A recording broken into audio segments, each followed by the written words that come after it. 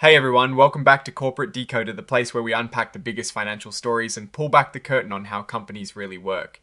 In this video, we are diving deep into Fluor Corporation's latest annual report, their 2025-10, and trust me, this one has some eye-popping numbers and fascinating stories. Before we dive in, if getting clear, unbiased insights from these dense corporate documents is your jam, make sure you are subscribed and hit that notification bell. We also have a fantastic community on Discord where we break down these filings even further. So come join the conversation, link is in the description. So what exactly is this report? It is Fluor Corporation's annual look back at their financial performance and business operations for the year that ended the 31st of December 2025. Think of it as their official year-end review presented to shareholders and regulators. Now for investors, the first thing you often look at is how the stock is doing, and Fluor Corporation trades on the New York Stock Exchange under the ticker symbol. Interestingly, they have not paid any dividends on their common stock since April 2020.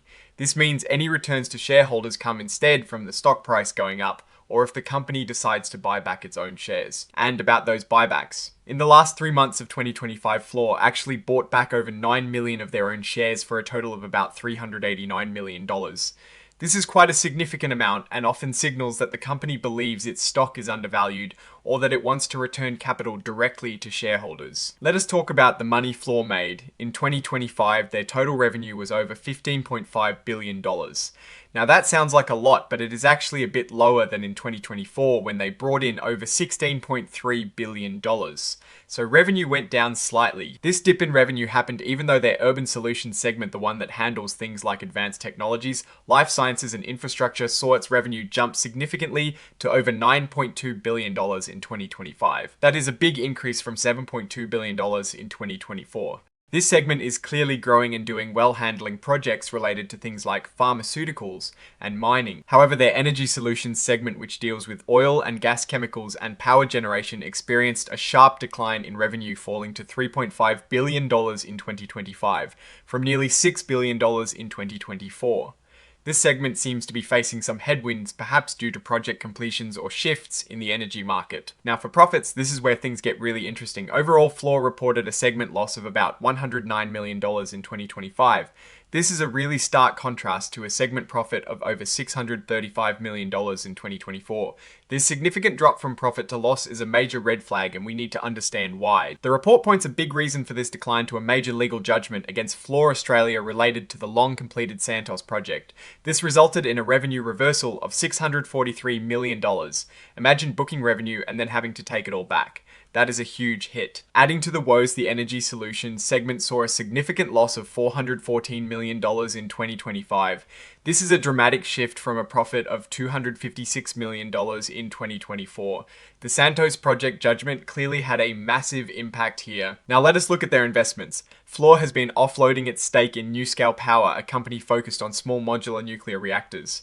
In 2025, they sold off about 15 million shares for $605 million. And get this, they completed the sale of another 71 million shares in February 2026 for a massive $1.35 billion. They expect to sell off the rest of their NuScale holdings by mid-2026. This is a huge strategic move to divest from NuScale and bring in substantial cash. One of Fluor's main risks is that their actual results might not match their financial statements. This is a common risk in construction and engineering where projects can face delays, cost overruns, and unexpected issues.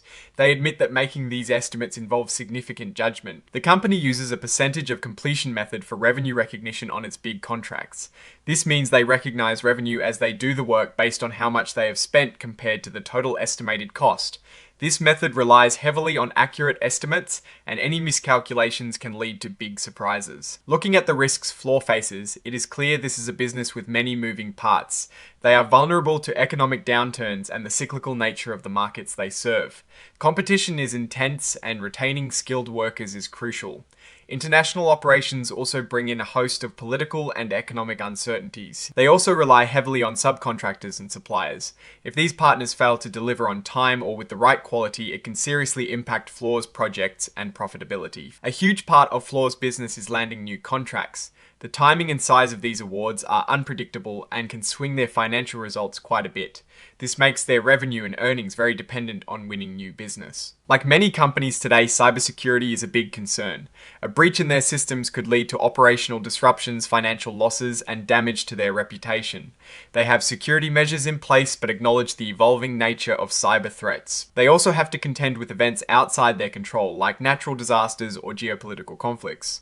These can disrupt operations, increase costs, and potentially lead to losses if not managed effectively. Digging into the financial details, we see a critical area for management judgment is revenue recognition on their engineering and construction contracts. They recognize revenue over time based on estimates of total contract revenue and costs. This is where the rubber meets the road for their profits, and it is highly dependent on accurate forecasting. Overall, Fluor's total assets stood at over $8.2 billion at the end of 2025, a decrease from over $9.1 billion in 2024.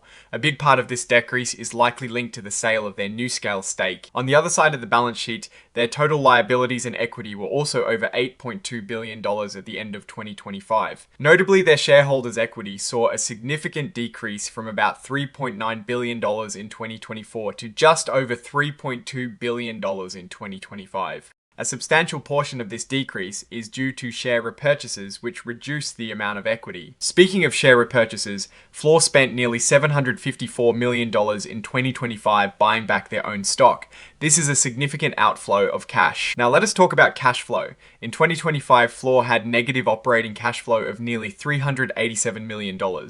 This is a major concern as it means their day-to-day business operations consumed cash rather than generating it. This is largely driven by that massive payment to Santos.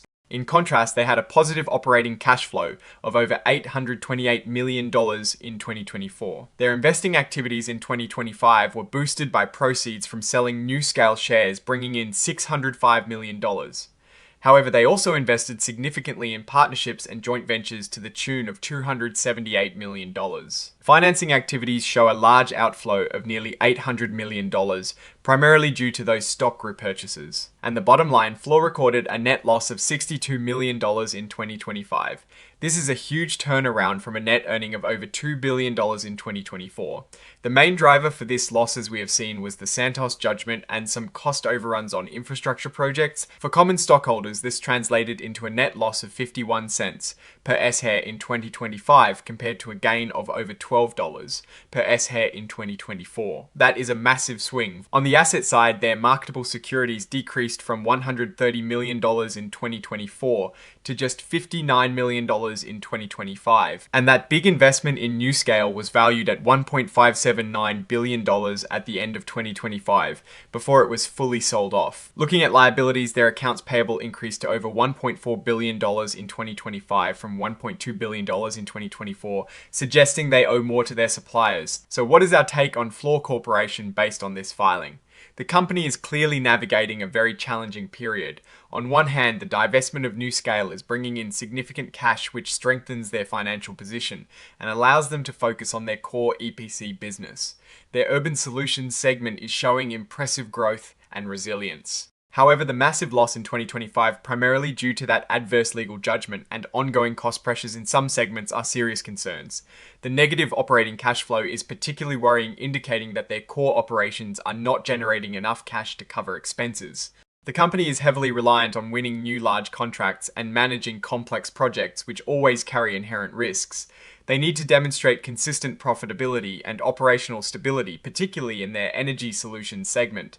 While the strategic shift away from NuScale appears sound, the immediate financial results are tough. The company has a strong history and substantial backlog, but the path ahead requires rigorous execution and careful risk management to overcome recent setbacks. Alright, that is our deep dive into Fluor Corporation's 2025 annual report.